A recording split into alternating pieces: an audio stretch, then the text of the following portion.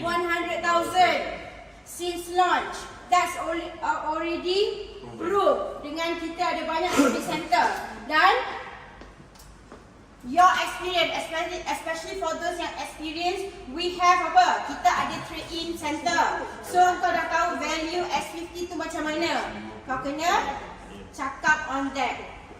That's the beauty of the sales yang especially for those yang experience. You boleh cakap that bila trade-in kereta masih bernilai, berapa banyak Myvi yang trade-in jadi Myvi. You have to talk the same language as that.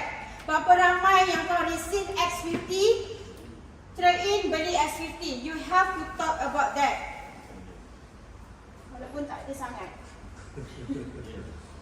Betul lah, because pendua talk about berapa ramai Myvi trade-in beli Myvi balik. Sampai 4 kali pun ada. That's the beauty of Myvi. You have to talk the same language.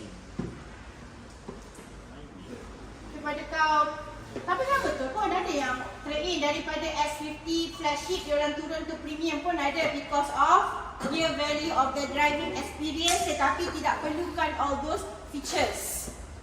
Walaupun aku baru jumpa seorang, tapi adalah.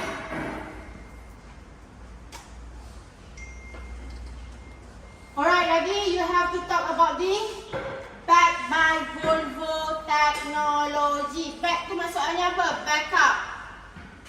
Faham tak? Lagi apa? Ni, Chery had serious safety related issue shortly after launch of Omoda 5.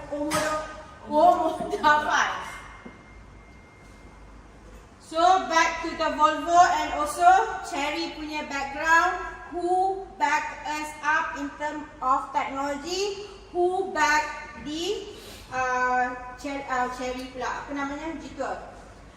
Alright, so the offer more variant, apa dia?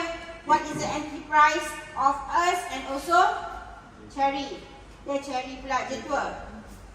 Apa lagi? Higher performance.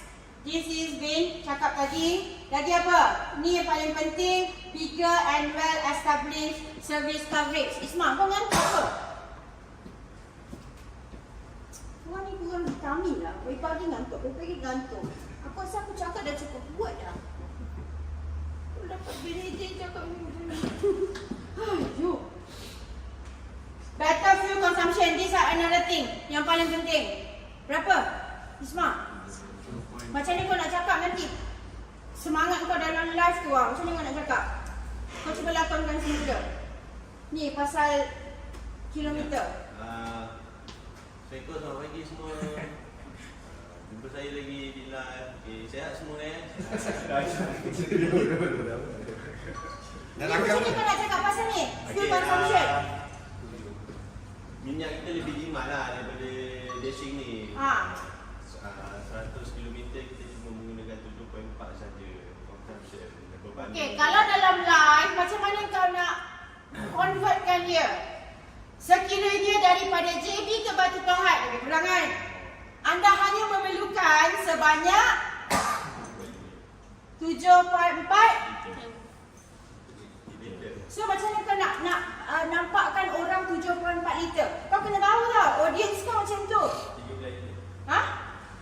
Hanya memerlukan RM13 sahaja daripada sini sampai ke Batu Pahat. Jauh tu nak makan apa?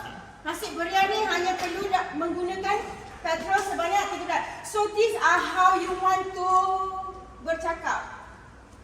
Jangan jadi macam cikgu 7.4 liter kau nak suruh orang fikir, tak payah. Now your audience akan terus decide nak letak kat beg biru. How you want to get the audience decide? How? Terus bagi dia jawapan. Macam ni yang kau dapat. Terus bagi dia